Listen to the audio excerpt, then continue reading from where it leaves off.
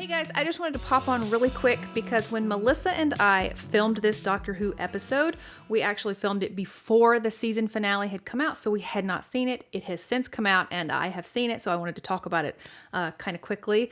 I had somehow avoided spoilers all up until the season finale, so if you haven't seen it and don't want spoilers, you can tune out.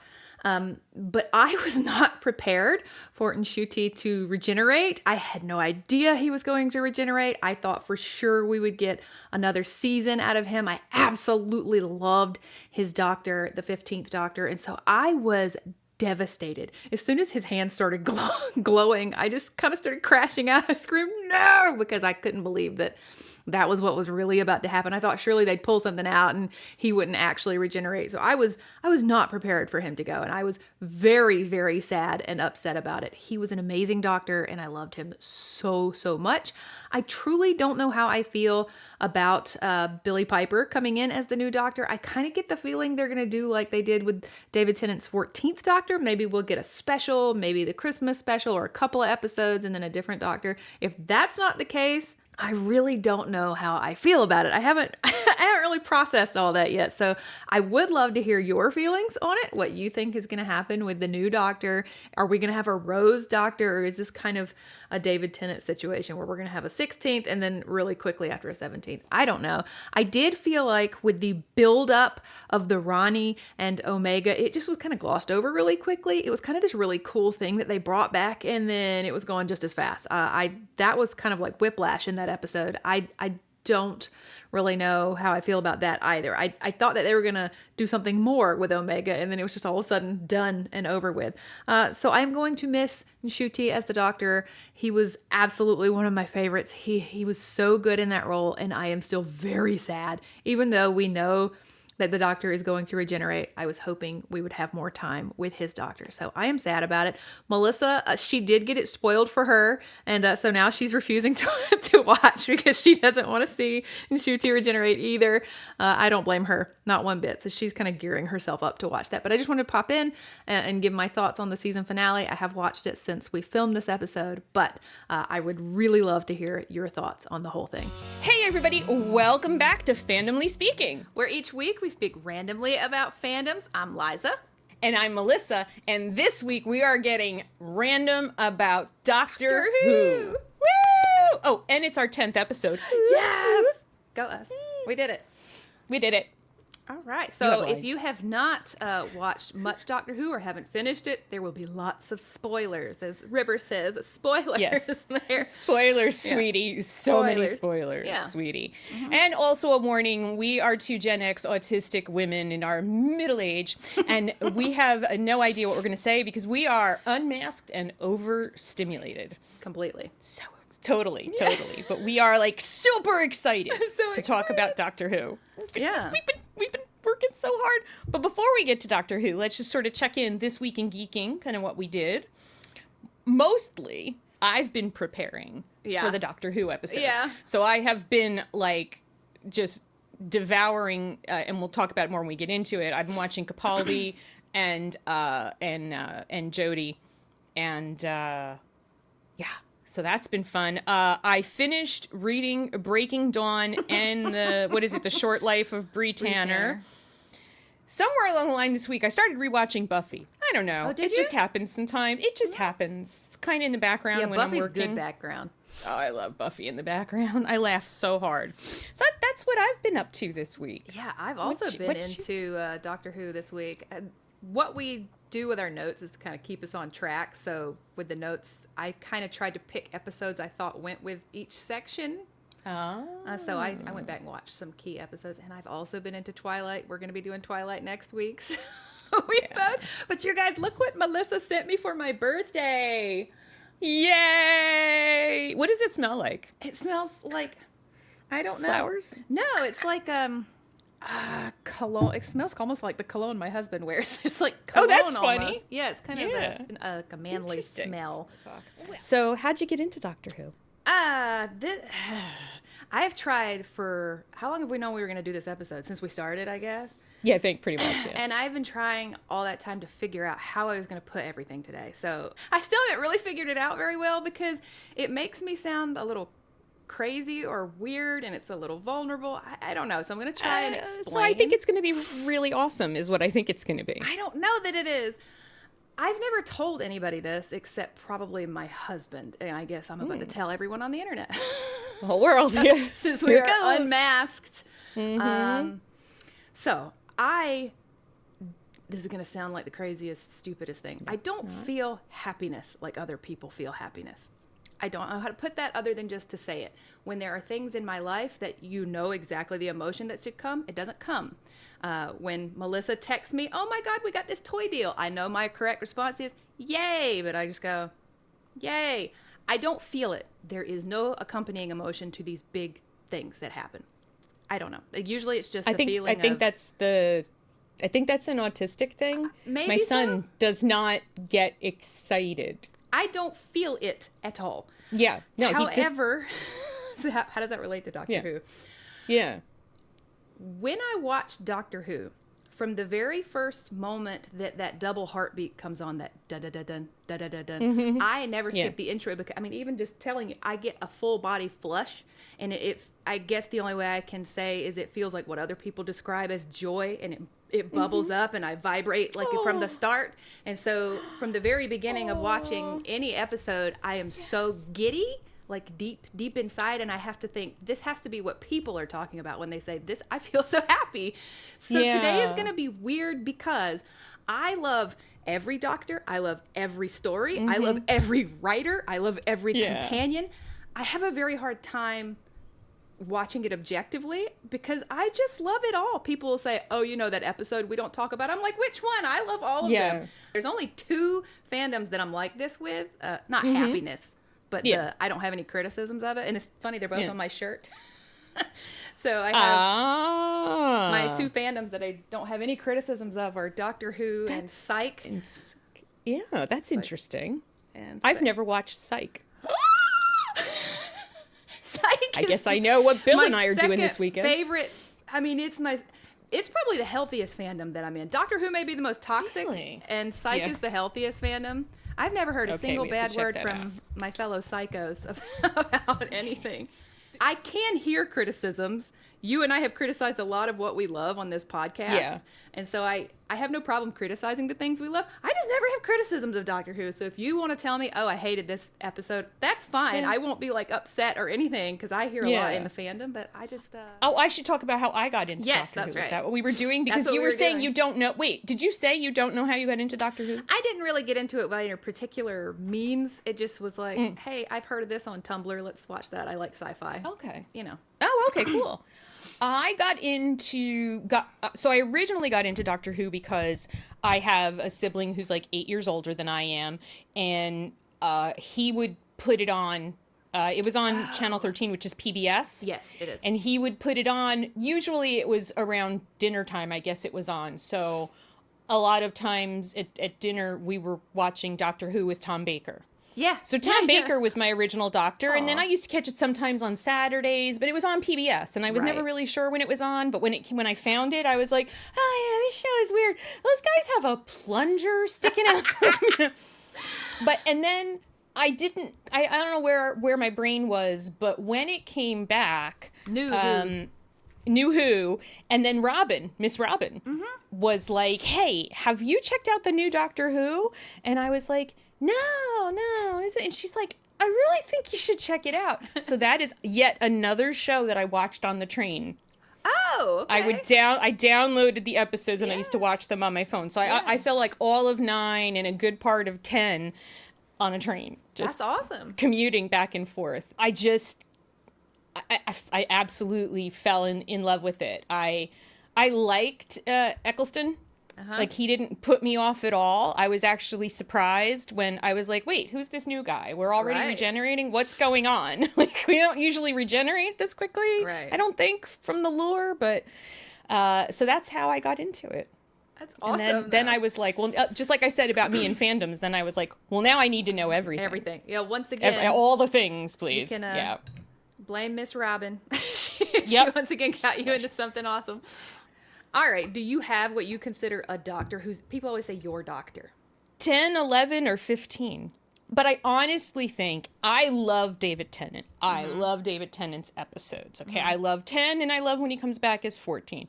I love him, and I think in a lot of ways he is kind of the poster child for New Who, and I love him.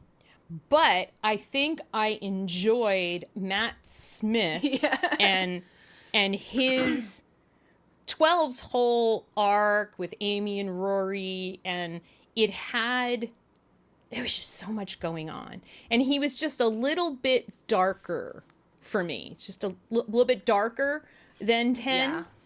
And I kind of liked that. So if I had to pick, if I absolutely could only pick one, I would pick 11. Okay. That would be my pick. How about you? I don't have one. I don't have one at all. I love them. Yeah. I always say my favorite Doctor's the one I'm watching at the moment. Right. Yeah. I just love them all so much. I think they all bring something different in how they play the Doctor. For this particular question, I watched an episode called The 11th Hour. So since he's your favorite, that's pretty awesome. It's Series 5, Episode 1. And it's the first episode. I don't remember episode numbers, names. I'm just saying this so that so people out you might there have to just give me a blurb. Yes, I will. And then so I'll be like, everybody out there can go back and watch it too. This is the first one where Matt is the Doctor. This is his first episode. Oh. Okay. And I picked that one for that point because it's such a good episode to show what the Doctor is. There comes like this moment where he's talking to the villain, and he's like, "You're not the Doctor," and he starts showing these holographs of all his faces before. Yeah. And then Matt Smith walks through and he's like, "I'm the Doctor." And it shows like we're gonna keep moving forward into this new guy. We know you loved 10, but I'm the Doctor now, and we're gonna keep going forward. It's just such a really good episode to introduce a new Doctor. I think his introduction, the whole thing with Amy and the fish fingers and custard. That first episode.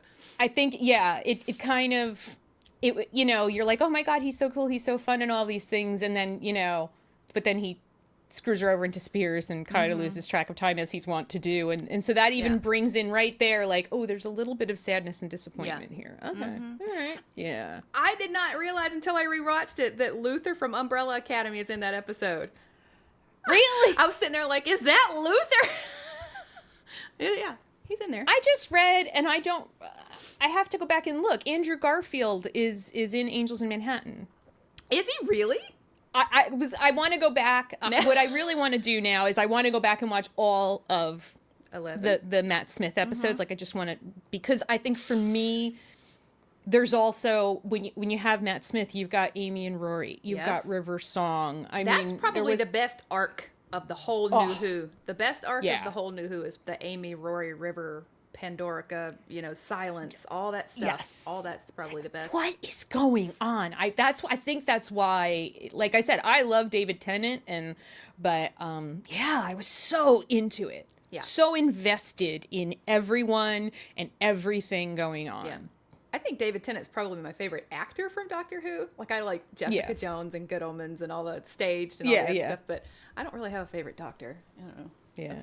So that's who you connected with the most was Well, Matt. No, so I have, kind of. I kind of sort of just said this, but so who did I connect to? So whenever I see Tom Baker, I get that immediate, because it's my childhood. It reminds me of how, you never forget your first Doctor. That's right. And I kind of, I think about how cool it made me feel to watch something with my older brother. Oh, yeah, for sure. That we were both enjoying, so I think there's some of that there. 11, because he was so odd and not very cool. So I really relate to 11. Fezzes are not cool. They're not cool. They're not cool, but he thinks they are. 14, because he's so lost and tired. Broken. Yes. I feel like we all relate to him right now, if you're, in the world. But then 15, because I love his joy. Yeah. And I love that he has figured out how to, when we know he's done a lot of work. Yeah. Right? Yeah. And we know that when we meet him, he's learned how to balance being joyful with being stern, and like he seems like a more balanced. Yeah. So maybe I aspire to be the 15th Doctor. Really interesting, because in that episode where he kind of bifurcates, turns into from 14 to 15. Yeah. And 14 asks, like, how are you okay? Like, I'm not okay. I'm not. Yeah. How are you okay? And he's like, because I've healed. You've healed. Yeah. But then we see in his episodes, he hasn't really. He was saying that so that 14 could kind of live on. You know what I mean? In his episodes, he's still very much grieving and vulnerable and lost, but he's working on himself, which is, you know, what we all, I guess, should be I think doing, he still has more joy, though. Yeah. Like, It's that I'm finding it. He's finding it. He's finding his joy. And, you know. Your next question was, who grew on you over time? Now, for you, you're like, loved them all. I did. I really did. Loved them all. I know it's really hard every time you start a new Doctor, though. Yeah. You gotta give them time. Did you have one? Yeah. I mean, like, Eccleston, only because it was a reboot. And the show was trying to find itself, and Eccleston was trying to find himself, and now we know that he was really struggling to find his place in the role. And so I think he brought that, you know, actors bring those things to the role. And so I think that also, but the flip side of it was that his discomfort and that whole discomfort thing was part of the narrative almost. Yeah. So we were all uncomfortable. Yeah, right. And over time, he's grown on me. And I like that over time, Eccleston, for a while, he kind of, like, when he left, he was kind of, you know, and he kind of distanced himself a little, but now he owns back to the fandom. He's like okay with it. Who got a rough deal from the writers? Yes. Yeah, so this leads right. So I was saying that Capaldi took a while to grow on me. Okay. I think Capaldi also got a rough deal from the writers. Okay. I think they didn't. I mean, the man's got 3 seasons, which I thought was only 2. I don't know. And I felt like there was a lot of meandering. Like, it didn't have that kind of cohesiveness that I felt like we had in 11. Yeah, coming right off 11 and that really strong story arc, they may not have known where to go away. They were not, and then they weren't like, I don't know if they were trying to write him as, you know, grumpy old man in the beginning, and then we're like, oh, I don't think people are vibing with this, so we're going to try make him cool grumpy old man with a guitar. Occasionally, he would try to be quirky and it would come off weird. And I was like, I just don't think he does quirk. Not like that. I mean, he can do cool. Jodie, number 13. So we get our first female Doctor that we know of, right? That we know of. And there were a lot of choices. Like, they dressed her like Punky Brewster, which on the one hand, like, that's really cool shit that she's got that quirky sensibility. Yeah. But I just wish they had given her something cooler to wear. That's just I feel like she comes out. I think her outfit was a little non-gender conforming, is what they were going for. I think that's what it was supposed to be. Mm-hmm. But they're culottes. Those pants don't go all the way down. So like. That sounds like a euphemism for somebody being like, your pants don't go all the way down to the ground, babe. I had to tell you this. And then, so we have what we believe to be the first female Doctor. Mm-hmm. And instead of giving her a hot young male companion, who is a friend, a little brother, a companion, right? We're not saying it has to be a love interest, but instead of doing that, we gave her 3 companions, which now, by the way, I think that's really fun. I love the actors. I love the characters. I love the stories. I'm just talking about what the writers did. Yeah.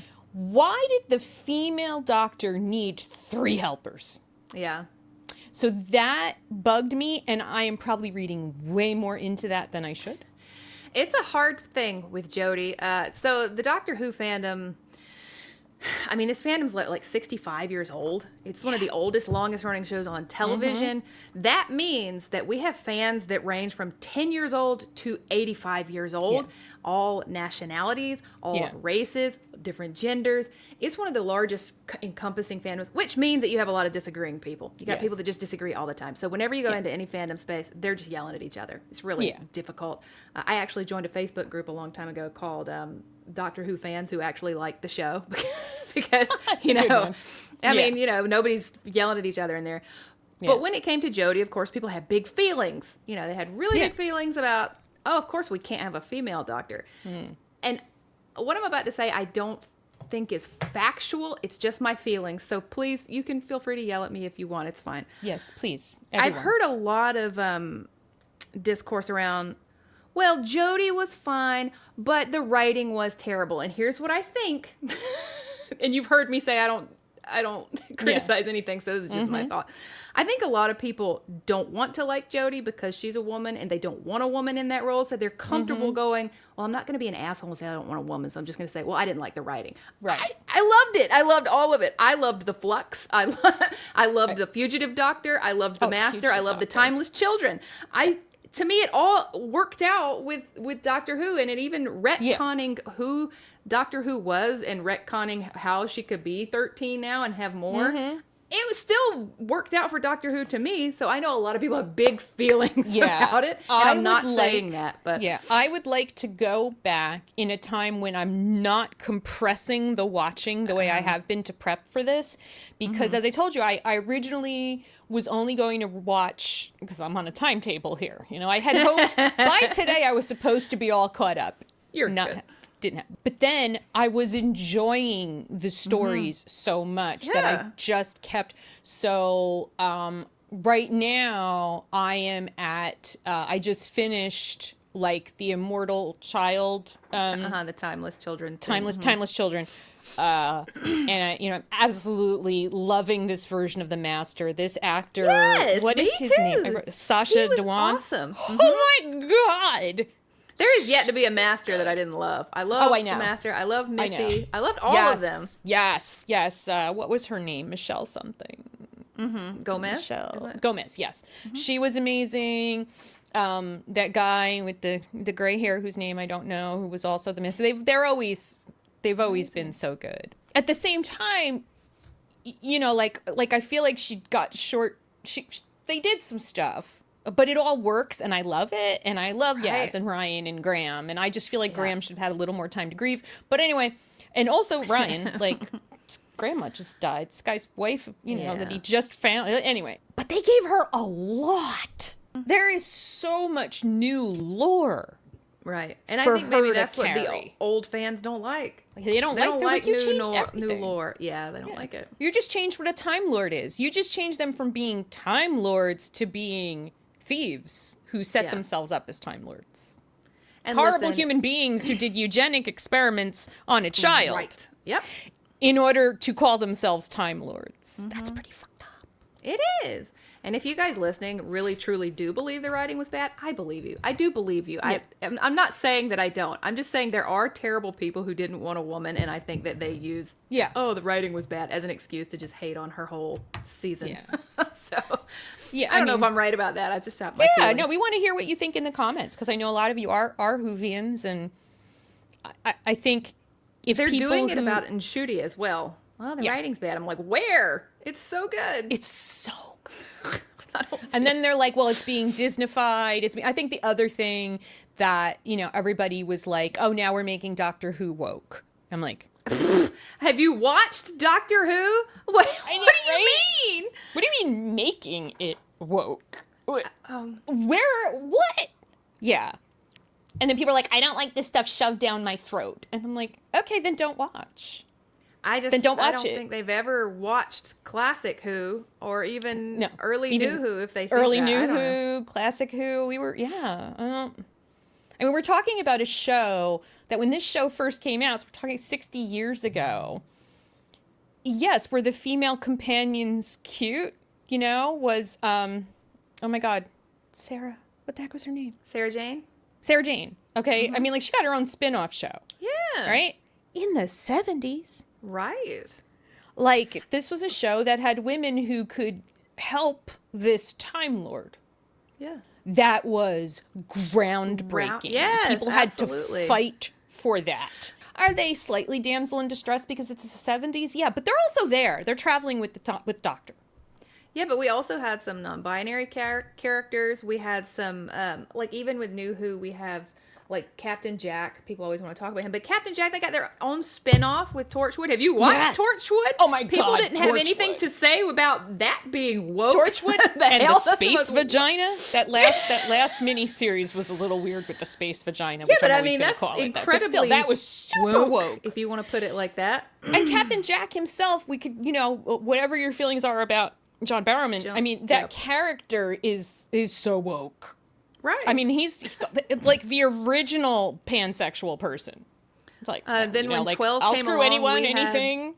Right, anytime. Anytime, anywhere, anything. I'm there. Yeah, and 12 came along and we had, like, Lizard Woman in the Victorian era with her Oh white, my God, like, Madame Vastra and Jenny. talking about? I love them so much. Yeah. Love them so much. Oh, they were so great. So, standout performances. Missy, Michelle Gomez is Missy. She just really brought something. I love something her. to that role. Yeah, Ugh. she's amazing. I love her, and I love seeing her. I mean, she's all over. Like, if you watch BBC stuff, Yeah. the miniseries and stuff. I mean, I love her. So she's the first awesome. time I saw her, I was like, oh my God, I love her. And then, like I said, Sacha Dhawan is just. I mean, I was crying. Yes. And I'm crying about his rage, which Right. that was early this morning because I woke up at like 6 o'clock this morning because That's so crazy. and You're watching yeah, I Doctor was Who sitting, drinking my tea this morning, and I'm like, when he says to her, he says something about that why he's angry is because there's a piece of her in him. Yeah.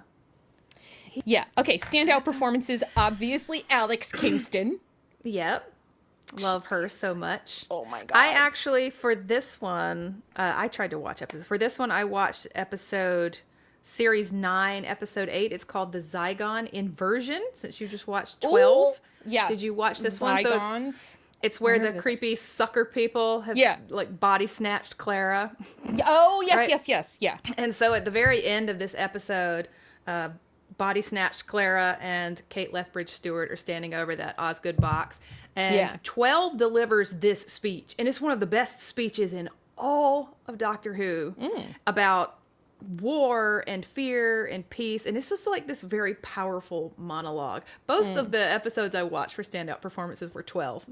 That's interesting. I mean, he does. God, I love him. He can act I mean, he's so good. I don't like. It's not. I've learned to love him. It just took me some time. I mean, in the other episode I watched, because there's so many standout performances. When you start talking about them, there's just too many. It's too many. Was also in series 9. It's called Heaven Sent, and I still think about this episode to this day, just randomly. It's the one where he's in the creepy time-shifting castle for 2 billion years. Yes, that And he's episode like, is so good. This is the episode after he's lost Clara, so he's dealing with his grief, and he's being chased by his grief, essentially. And he doesn't understand that he's living this same day over and over and over again for 2 billion years. And he's with like all pecking the skulls away. that are actually that are his his skull. skulls. Yeah, and he's oh my pecking God. away at this like big diamond wall with a couple punches at a time for 2 billion years. And it was just like about trauma and his persistence. And Capaldi acts his face off in this episode. He did. It was just so good. So, I He don't know. takes you, and it's one of those amazing episodes because it's basically just him. It is just him. Solo it's, episode. It's a bottle episode in the extreme. Like a bottle episode is like where there's one location. Okay, it's him alone in a bottle. That was really, really good. That is definitely a Pearl Mackie. Yeah. In the I mean, first of all, she was great. I loved Bill as a companion. But then the whole oh my God. When we Why talk do they about keep companions- making people become Cybermen? Yeah, when we talk about companions, that was mine as well. Was But yeah, Bill. I mean, oh God, when that single man tier, just Single man tier. in general, performances, I feel like, to me, they always stood out and I enjoyed them. Was her name is Camille Kadori? I'm not sure how to say her last name. Jackie Turner. The woman who played Jackie Turner played the shit out of that role. She did. She did. I think probably so so many good. people who live in the UK know somebody exactly like Jackie. Yep. Yeah.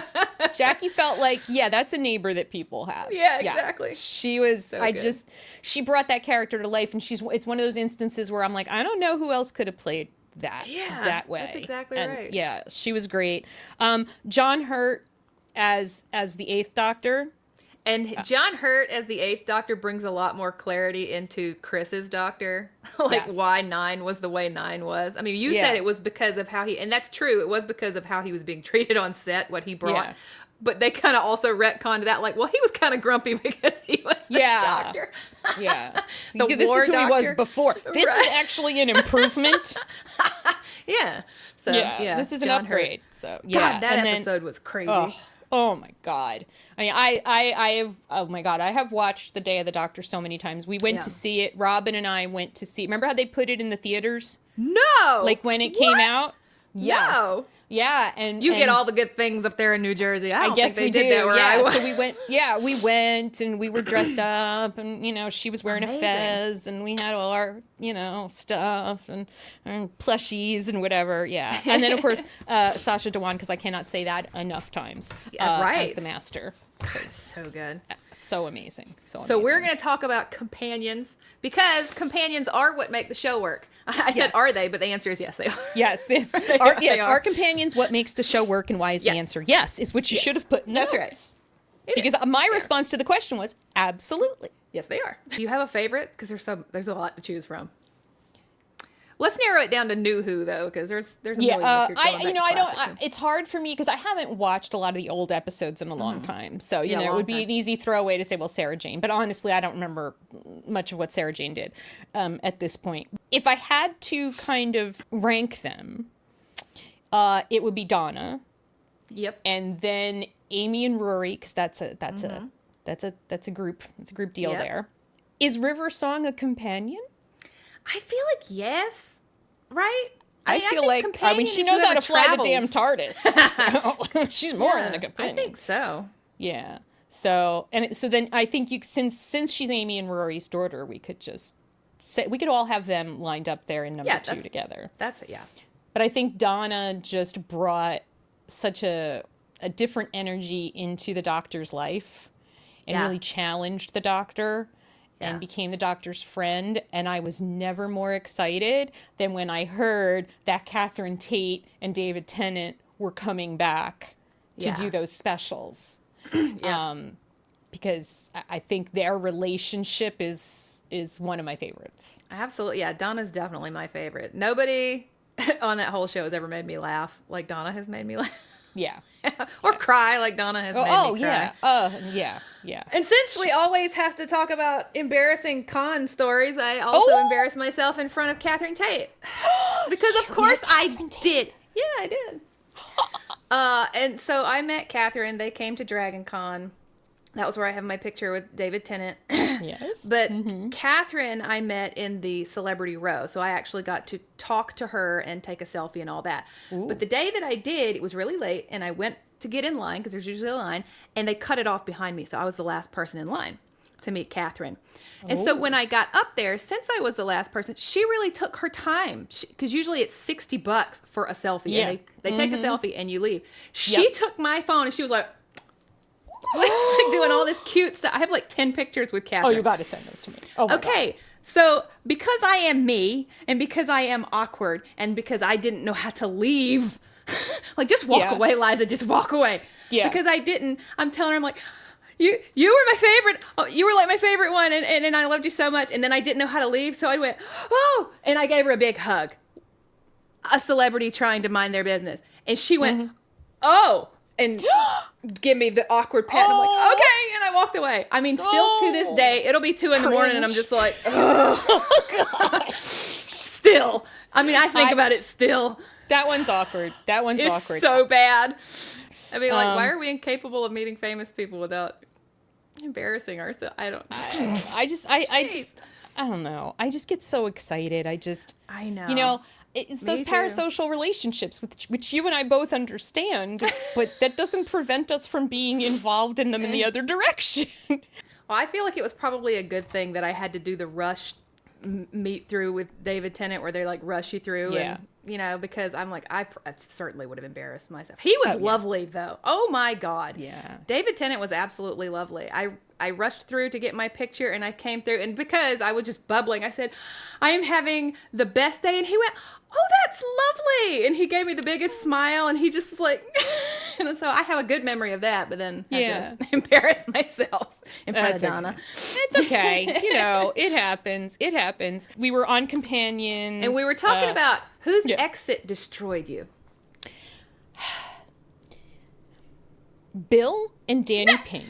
Yes. Oh, Danny Pink. Well, Bill is mine as well. And for it to happen again. Like, so the Danny Pink thing is horrible. Horrible. It's absolutely horrible. He was such a good guy. He was. And it just, oh my God, it breaks me. Yeah. But then what they did to Bill. And that she was left alone, like, that whole...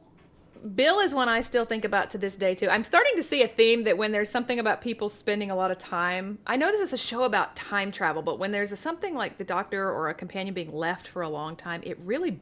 Oh, it bothers me. And I still think about Bill's episode to this day. Because she was in this... I guess it was a space station, like thousands of stories long, but she was closer to the black hole. So where she was down in the end of that space station was moving more quickly than where the Doctor was. And so she spent a decade down there by herself with a creep. Waiting for him.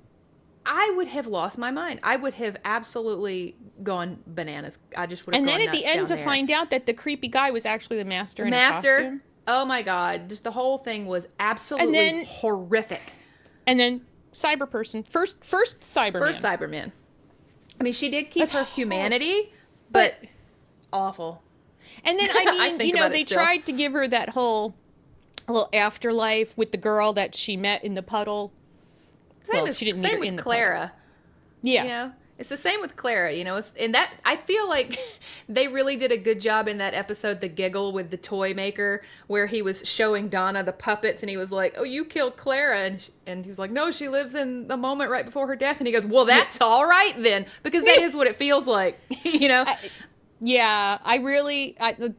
of the things in my notes that I was making in my phone as I was watching everything was I feel like they dragged out the Clara thing. Look, Clara died. Just let it be Clara died, and don't keep bringing her back in multiple episodes after you kill her. I love the way they're kind of addressing all of that now. This has been going on for 60 years, and they're kind of finally addressing, hey, you're dangerous, and you're killing all these women and boys and people, and this is not okay, you know. You bring death to the people who travel with you. That's right. They're finally kind of addressing that. Yeah. And so, did anybody deserve a better ending, though? Besides Bill? Bill deserved a better ending. Who deserved a better ending? And who, the Who Killed Me, like the Whose Exits Destroyed You, I also want to acknowledge. Yes. Retroactively, River Song Silence in the Library. Oh, when my you God. go back and you watch it after you know everything. Yeah, a lot of people will watch it in her yes, order I have instead. done watching it in her order when I found that online. And I think what was interesting to me about this is that's the first time Alex Kingston played River Song. Mm-hmm. But somehow, even without knowing the full, like she's got what's in the script and maybe what the director told her, she nails it. She does. Yeah, she is herself in that scene. Yeah, she is the Doctor's wife. Right. Who has lived through all those things that we eventually get to see. Mm-hmm. How did she do that? Because it's amazing. I think we all, I don't want to go. Yeah, yeah. It's awful. Who didn't? I was on a train. Oh my God. I was on a train, like it was. Should not. If that episode comes up like on the TV or something when I'm not prepared for it, I'm like, nope. Not right now. I can't do that without being mentally prepared. But 10 Tin and Rose, and they're they actually had like Yeah. a breakup, you know. Yeah. It was Yeah. like a breakup, and they deserve better than that. And depending on what you mean by that question, Martha deserved better from the fandom. Okay. Yes. Folks. Yes. She was amazing, but she did not get any credit because everybody was still hung up on that breakup. You know, Yep. we're all still hung up with him. We were also hung up on Rose, including and him. he treated her like shit. Those first few episodes with Martha, oh my God, the racism that she had to live through with that John And the Smith disrespect. episode. I was really shocked. I was just not okay with. She deserved better. Yeah, she But deserved. do you know Yes. Do you know who deserved better? That is Ruby Sunday. Ruby Sunday is the cutest, sweetest little ball of sunshine. She my is. God, she's adorable. She's only 19. I She is know. so sweet and cute and perfect.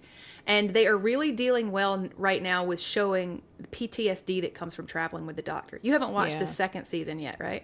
No, I only saw the first episode of the second season. So yeah, There's an episode. So they're really doing lots of big things with this second season, tackling a lot of big things. And one of the episodes tackles podcast bros, and Ruby Sunday is in it, and she says, I have PTSD. I am constantly in fight or flight all the time, and I'm not dealing well with this. I mean, it's really showing how it affects people in real life that they haven't ever tried to show before, like what happens when he leaves them. And so she deserves better than that. She's so sweet and young. Yeah. Yeah, I mean, who deserved a better ending? I used to say Donna, but now that we have she got closure. Coda to it, I also think that everything that happened enabled her to have this beautiful family, even though she felt like something was missing in her life for a little bit there. So I take that one out. So Rose, everything was a love interest at first. That's how it seemed, and it, I mean, they definitely wrote her as a love interest, and I mean, I guess she really was, sort of, because they do sort of end up together, sort of. And then Martha was written as another love interest, but not because he's still hung up on the other. She's the transitional girl. Yeah. Right? So that's not cool. I think they definitely positioned Amy as more of a little sister. Yeah. Especially him meeting her at first when she's a child. Yeah. Yeah. Right. Yeah. Yeah. But Clara, I think they brought Clara back. I don't know. Were they trying to make her a love interest? I don't know. I really do she seems like jealous Clara, when she meets River Song. She doesn't know who she is with the whole Madame Vasher thing, and she's like, "Who? No, who are you?" And River Song's like, "Who are you?" They constantly do that though with the companions, that they meet somebody and it's like, oh, you had companions before me. It's like he tries to keep that secret, or the doctor tries to keep that secret that, oh yeah, there was lots before you, lots and lots and lots. So it's, I don't know, maybe that's part of the guilt of being the doctor. Maybe, especially because he doesn't want to have to explain. Yeah, where are they all? Why aren't they here? So what happened to them? Yeah. And then Bill is definitely brought in as friend, little sister, just companion. Yeah. And I love Bill because we don't have any artificial sexual tension I love going Bill on as well. And that's kind of the same feeling with Ruby and Shooty as well. There's no weird sexual tension. They're just friends and friendly. They're good friends. They are. Yeah, and they're fun together. I like them together. I think Yaz, Ryan, and Graham, as much as I said all those things in the beginning about, but I do love them. I love them so much. I love what I love about them is that the part that I'm at right now is Yaz is trying to figure out how to rescue the doctor. And they're like, yeah, well, we have to save the planet Earth because we don't know where the doctor is, and who else is going to do it if not the three of us? And I love them. I love Ryan specifically. I thought he was a really good addition to the show. Yeah. And his relationship with Graham and how it progresses, a really good addition to Doctor Who. I don't know. I liked him a lot. So what I watched for this section was an episode. It's called Turn Left. It's season 4, episode 11. And this is an episode without the doctor. This is an episode with just Donna. Donna only. And it takes place before she met the doctor. And on this day, in just a random day in her life, she turns left in her car and she went through all these things that would eventually end up meeting the doctor. Yeah. And on this day, it was looking at what would happen if she turned right instead. And then that took her, she never would have met the doctor. And in her episode, The Bride, where she first meets the doctor, she keeps him from dying, essentially. Yes. And so it's like, what would have happened if she hadn't done that? And if she didn't, then he would have died. And then all the things that came after with Martha and with all the things with the adipose and Atmos and all this stuff would have destroyed the earth. There would have been a nuclear holocaust and America would have been destroyed. So it's pretty much showing that it is the companions that make him human, quote unquote human, and that kind of ground him and bring him where he needs to be and really make everything work. And it just showed that Donna was the one that keeps him, from destroying himself, essentially.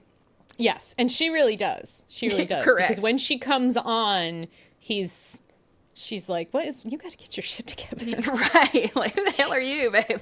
Yeah. What is wrong with you? Yeah. Favorite moments. I have a rather long list. And here comes the thunder and lightning, folks. You can actually, you're going to be able to see as you watch this podcast, if you're watching, not listening, you're going to see me just get darker because outside night is coming to New Jersey right now. It's one of those storms. You can see it coming. Oh, jeez. Okay, so favorite moments. So I love, and we just talked about Eleven's regeneration where he meets Amy for the first time, and I thought that was just such a great kind of explanation of what the doctor is like post regeneration. We saw it a little bit with David Tennant, but it was also the Christmas episode. It was like that was a different kind. This was very he doesn't know what he likes to eat yet. He's like, these teeth. I don't know. I like when he's still not ginger. Okay, so any moment with River Song, literally, I do have a huge girl crush on Alex Kingston. Who doesn't? I mean, literally. Who doesn't? Love her on ER. Everything Alex Kingston is in, I see. I love her. I love the way she's aging. Like she's on the show that I was talking about before. She's aging so well. She is not doing the American, let me inject everything and get all the fat sucked out of my body and not look like a person my age. No, she's just, and she's gorgeous. She's so gorgeous. I love her.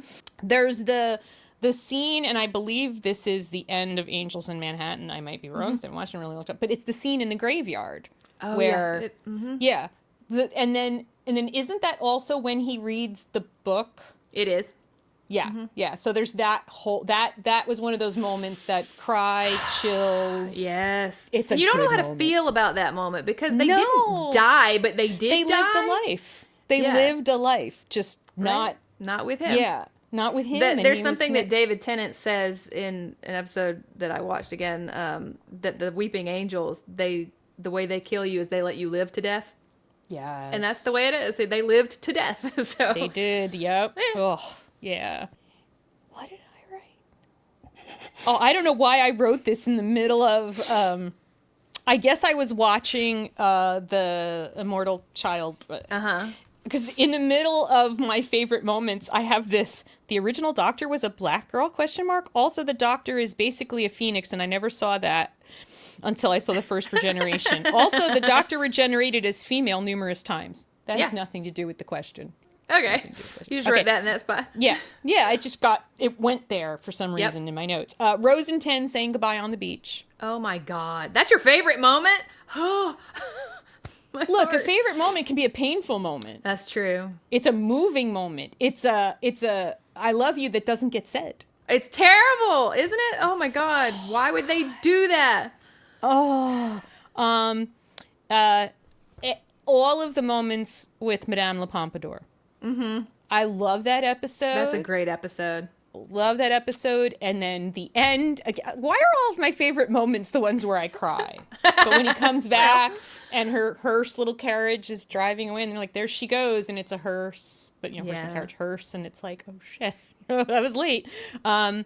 Every single moment in Day of the Doctor. Yep.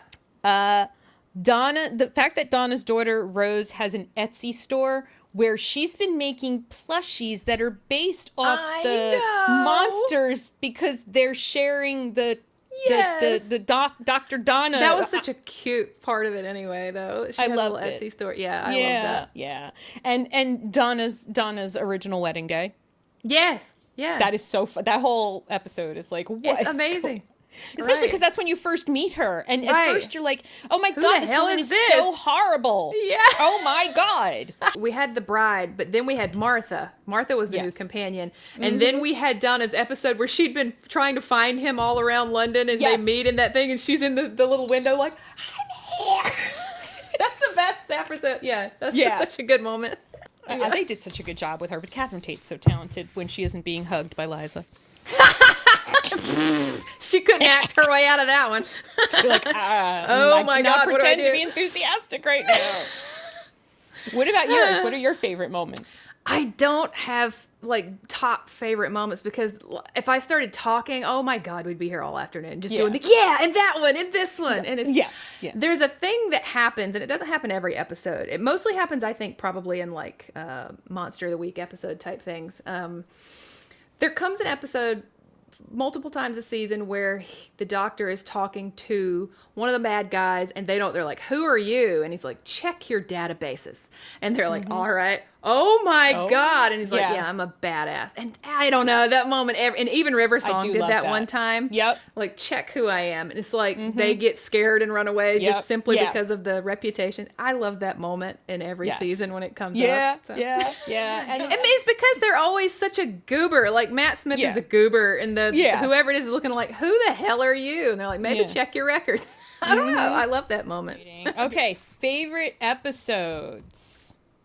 So for this one, I actually watched, and it not necessarily because it's my favorite, but because I think it's one of the fandom favorites, if you ask the fandom at large. So I rewatched Blink. Oh, yes. And Blink is Series 3, Episode 10, because that's one that also doesn't have the Doctor in it, and it's just such a, like, creepy, clever, like, emotional story. It's the kind that you tell people who have never watched Doctor Who, like watch that one and see what you think, because it's just such a good episode. It just gives you like so much to think about when you watch that, about time and how we feel about those it. are always good. The ones where they what is the silence is the one where they make the marks on themselves. Yeah. Oh, I love that one. Blink is the one where they introduce the weeping angels for the first time. Oh wait, let me show you. Wait, this is my TARDIS. Oh yeah, I have one. Okay. There he is. There's 10. Yes. There's 10. And then here's my weeping angel. These are literally the only Doctor Who Funko Pops I have. Is the TARDIS, a weeping angel, and 10. I have TARDISes everywhere.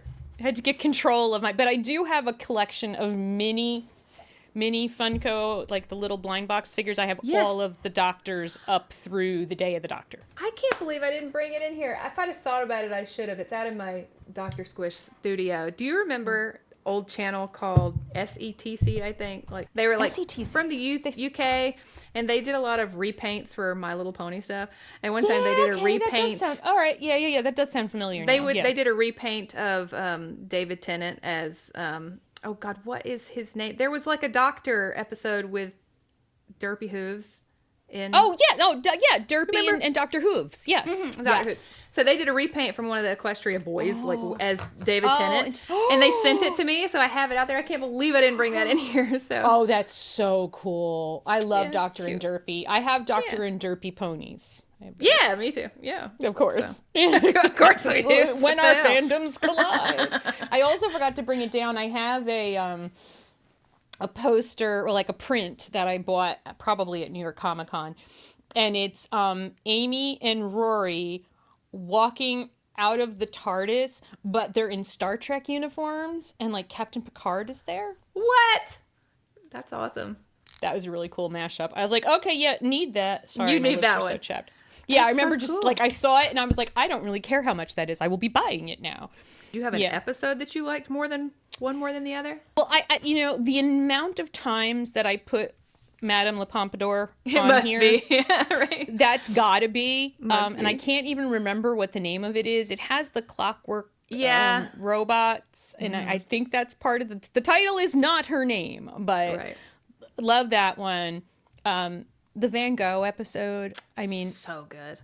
Everybody, I know it's almost a cliche. That's another I one have that you the can tell blanket people. too. The exploding Van Gogh TARDIS. Yeah. I also have the plush blanket of that. Yeah, that's another really good one if somebody hasn't watched it before, Yeah. to get them to watch. It's just such a good episode. It's such a good episode in so many ways, and to sort of, this is one of those things about time travel that like, that would be the cool part of time travel.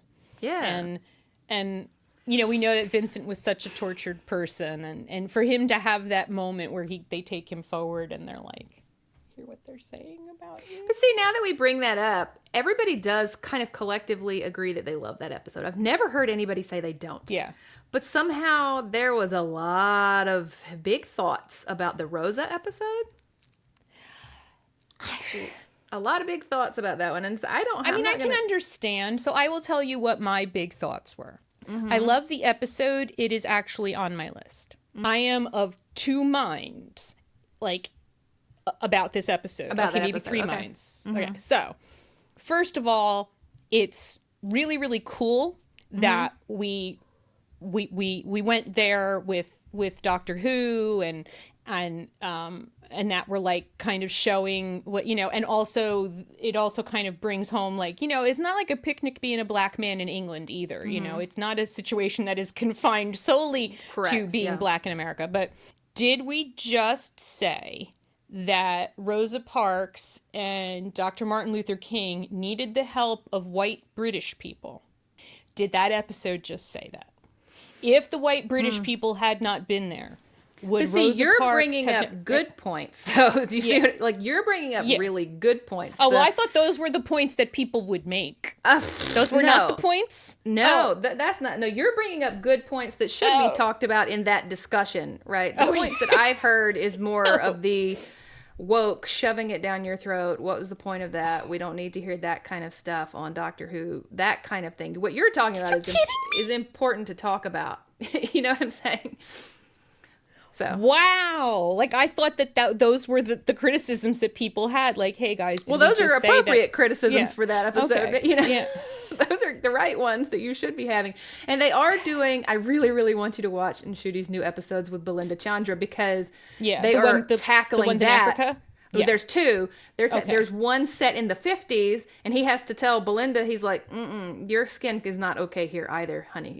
This is not okay for you here either. And they really tackle racism in that one. Yeah. And then the one in Africa is also really, really good in a different way. So see, Rosa was one of the very, it wasn't the first, but it was one of the first episodes with Jodie. So they already didn't like Jodie coming in, and then with this writing being quite heavy-handed, it's quite heavy-handed, right? It is. So they didn't like. They're like, oh, is this where we're going? Oh, I hate it.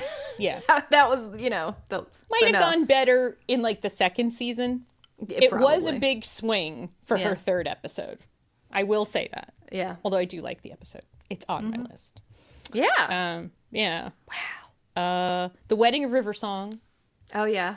You know, I mean, anything River Song. But, like, the whole culmination of all of that is just, it's so good. The Day of the Doctor 50th anniversary, the 60th anniversary where we have the bi-regeneration. Yeah. Oh, God, there's just... I love your favorites? The Giggle, is that the one you mean? The Giggle, yeah. I loved that. I mean, I know a lot of people don't, so that's okay. I do love Neil Patrick Harris. I mean, like... I love Neil Patrick Harris. Come on. It was a cabaret reference. I saw it, and when I rewatched it, now knowing about you and musicals and cabaret, and I saw it, I was like, oh, she must have loved this. Cabaret is like one of my top 5 favorite movies, and I've seen it on stage multiple times. Yeah. And so, yeah, I love that, and the Spice Girls song that he was doing, and it was just so good. So it was so good, and anytime we can like bring us to Unit, and like, oh my God, that was so that was good. actually kind of terrible, though. A lot of people got killed that day. Well, that's. I think I wrote in my notes while watching that, like, so many people get killed on this show. So many people get killed in so Unit, many. just on the daily. Yeah, aliens, humans, everybody's getting killed on Doctor Who. The death toll is shocking. Entire worlds, entire galaxies, just gone. We've talked a lot about big stories, but do you think that the Monster of the Week episodes are just as good? Yeah. I think like we need Monster of them. the Week. Yeah, I think we need them. I think like even in the world of Supernatural, it's like, yes, yeah, you need to throw me back some, you need to throw us back some good Monster of the Week episodes in between the heavy lore stuff. Those are some of the best ones. There's some of the fun, and it also gives us an opportunity to have this encapsulated story. Yeah. You know, from beginning to end with this. Yeah. I pulled out... Blink is the one I listed as my favorite Monster of the Week episode. Of course. And oh my God, the freaking weeping angels are absolutely horrifying. They still scare so many. I don't think... Like, it made a whole entire generation of people terrified of statues. Because I think it really... whoever came up with, the original idea that is a fear... Yeah. We're all a little afraid of statues. And there's a lot of people who are afraid of dolls. Yeah, they are. And I've had people that I know look around my house and be like, creepy. Doesn't it freak you out to have all of these eyeballs looking at you? And I'm like, they're dolls. But also, they're my friends. Why would I be freaked out? I'm looking at Blink. A wall of dolls on the other side of this camera. Yeah, that's right. It's all my friends. I love them. At the end of Blink, they do show just all the random statues around, London. So I was thinking to myself that same thing. I'm like, whoever wrote this already had this fear deep inside, and they wanted to put that on paper. Yeah. The one that I watched for Monster of the Week is called The Unicorn and the Wasp. It's series 4, episode 7. And it's the episode where it's basically like Doctor Who does Agatha Christie. And they go to this 1920s garden party, and Agatha Christie is actually there. It's like Doctor Who's version of Who. Not Who. This? Doctor Who's version of Clue. Like, who killed this guy in the library with the lead pipe, and it's this huge wasp. And it's like, it has the funniest lines in the entire New Who series. The funniest, most quotable lines are in this episode. So it's just such a good, like, Monster of the Week episode with a kind of a tribute to Agatha Christie. Cool. I think it's a 2-part thing. It's the Ood and... Oh, yes, the Ood. And then the devil in the pit. Uh-huh. Yeah. And then the guy, like, he leaves and they don't realize that the devil's in him now, and like that was a, like, I obviously don't remember all of the different, but I loved the Ood.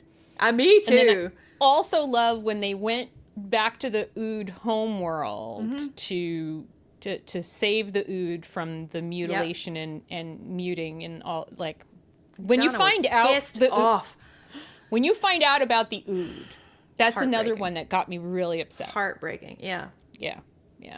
I mean, at first you're like, with the mouth, the tentacles. I'm like, the Cthulhu mask. Gross. Yeah, and now I'm like, but I love the Ood. They're so cute. Sweet. Yeah. Yeah. I don't necessarily still think about it, but I feel like just as a whole, season 1 or series 1, they say series 1, people forget about when they're talking about New Who, and it's probably because David Tennant overshadowed so much that a lot of people just start with Tennant and don't even give Chris. There are people who do, even on a rewatch, they're like, I don't watch Christopher Eccleston. Yeah, so there's a lot. So I actually went back and watched an episode called Boomtown. It was from series 1, episode 11, and it's the episode right before his season finale, or his series finale, and it's just an interesting episode because it's like, it's very Scooby-Doo. It's like Doctor Who takes the villain to dinner, and it kind of wrestles with this: can a bad guy get another chance? Can they be reformed? And if they are reformed, do you give them another chance? And it kind of wrestles with all of that. Yeah. And I also just kind of like to say Raxacor cephalopatorius a lot. Well, because you can. I wonder why. Like, so like.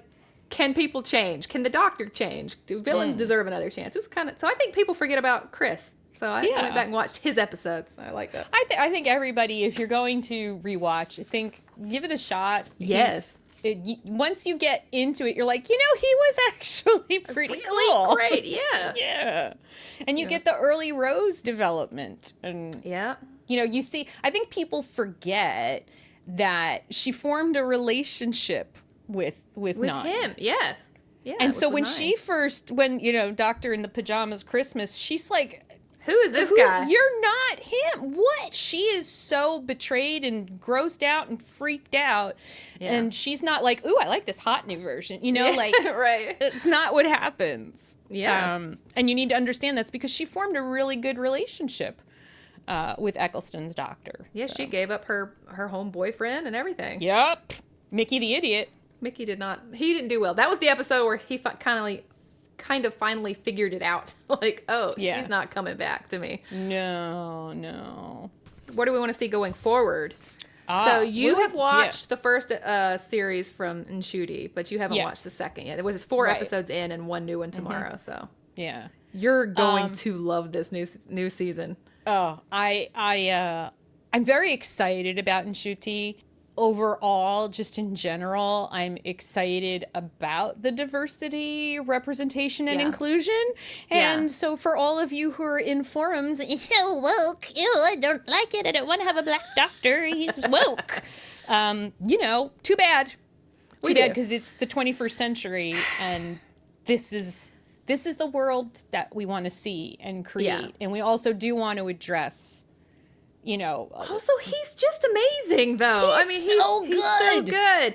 And even though you haven't watched her yet, Belinda Chandra is gearing up to be one of my favorite companions of all time. Really? I love her. And what they're tackling in this newest season, they have had an episode about incels. They have had an episode about podcast bros. And in the most recent episode at the barber, they likened the barber to a troll hiding on the internet. So they're really tackling these, nasty people who who kind of make life miserable every day. The people who are going to complain about these episodes in the comments. Right. Yeah. Correct. They're really taking on all of that, and Belinda Chandra is really, she's not taking any shit from him, and she's throwing back in his face. She tells him, she's like, you're dangerous. You say this to all the women, and you are dangerous. Take me home right now. I don't want to do this. Nice. And so, I really am loving the whole dynamic between them. Good. She is an unwilling companion, by the way. Oh, okay. She does not want to be there. Interesting. Oh, I can't wait to catch up. I want to see more of what we've seen so far in 15. I would like to see, and I don't know if it's happening, and I just didn't realize it yet, sort of a larger, like an 11, just monster arc, like a massive arc where it all just ties back together, and I don't know that we're gonna get that. But I would love to see that, because that whole thing just kept pulling me through. Me too. What is going on? I love a long period of time where I don't know what's going on. I like that. They are trying to do, I think that Ruby Sunday had mostly, it was about her, but it was mostly Monster of the Week type episodes. They are trying to do a bigger arc on what's going on, because Belinda, they can't get her home, and we don't know why. Okay. So she doesn't even want to be there. And so there's kind of this weird thing. Something's basically 2025 has blown off the map. We don't know why. So we're trying to find that out. I think I know why. We don't know what's going on. Becomes a no-fly zone. No time traveler is allowed to go to 2025 because it is an extremely unstable period in time. It's very timely. Right. Yeah, I feel that real hard right now. You know what? I was a little bit... Ruby felt like, are we doing another Impossible Girl story? But at the same time, I loved her family. I was ultimately fine with it, but I was like, really, another girl with a mystery? Yeah. Can we not? Who is this mystery girl?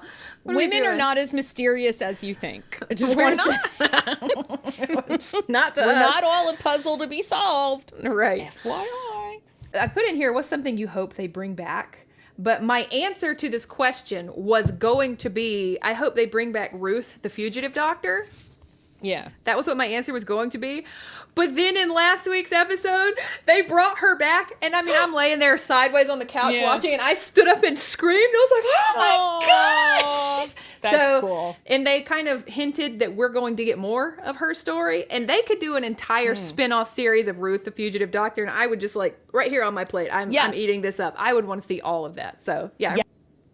I don't know. I don't know. I know they are supposedly bringing back Weeping Angels, so that's cool. Are they? Oh my God. That's what I heard. Yeah, I don't know. I got to think about that one. I'm not sure. Not sure. There's just so much, though. Yeah. It's like, what could we, well, like, just, you know what I don't want? I'm so sick of Cybermen and Daleks. Every freaking time. But Daleks are the funniest thing. It's like, oh, you could literally just go up the stairs, but all right. But, okay. No, you can't. Yeah. And that's a plunger. It's a plunger. Yeah. Yeah. It is. It's a good old, like, 1960s villain, you know? The good old... it's like, this is what we had at the BBC studios. Bucket, we are right, state-funded television. Yeah. It's like, this is what we got. Sorry. Yeah. What keeps you coming back to Doctor Who? Oh, my God. Well, I guess all the stuff that I've said, right, what keeps you coming back. But I actually, for this one, I watched The Fugitive of the Jadoon. The Series 12, Episode 5, and that's the one with Ruth and the fugitive Doctor and Captain Jack. And that scene where Jodie is digging in the garden and she uncovers the TARDIS, and I can remember going, oh, at that moment. And the fact that a show that's 65 years old can still make you go, oh my God, and get you so excited. I watched that episode because of that.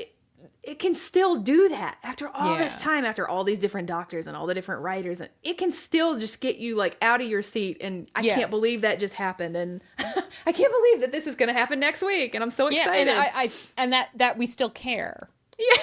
You know? Right. And I feel like when I refound it, when Robin was like, oh, you got to check out the new Who. Yeah. You really, you know? And just even, like you said, like hearing the theme song in any version. All the versions. Hearing the sounds, hearing the sound of the TARDIS. There's that, I don't even know what episode it is. I don't even know which Doctor it is. And somebody says, you hear that sound? That's the sound of hope. Yeah. And that has always, now whenever I hear the TARDIS, I'm like, you know, there's hope. And I kind of, some days as an American right now, I'm sitting in my living room and I'm really hoping that I'm going to hear the TARDIS. One of the funniest things that ever happened. Yeah, one of the funniest things that ever happened to me was I used to have that as my ringtone.